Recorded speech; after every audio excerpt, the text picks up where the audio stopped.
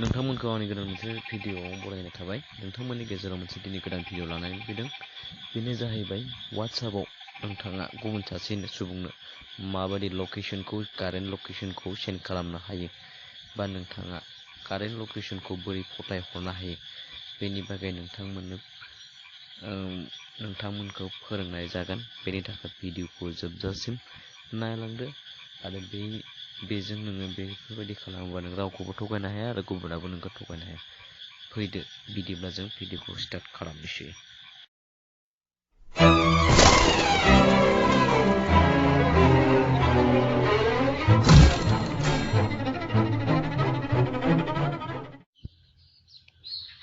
WhatsAppखौ अपेन खालामग्रोदो।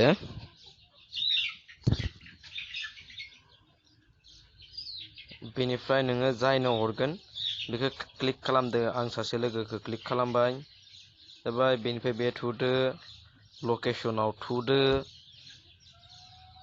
बेनिफ्राय share live लकेशनाव थुदो। बेहाय नों बहा दोङो एड्रेसखौ नों बेहाय लिरना हरदो जायखिजाया। बे क्लिक खालामदो। क्लिक खालामनाय लोगो लोगो बेयो सेन्ड जाबाय। बे अलरेडि बे मा होनना बुङो बे थांसिगोन। बे थांबाय। बेनिफ्राय नोङो बेखौ स्टप खालामबाय। बे स्टप शेयारिं बे थुदो स्टप जाबाय। बे शेयारिंआ स्टप जाबाय। बे आंना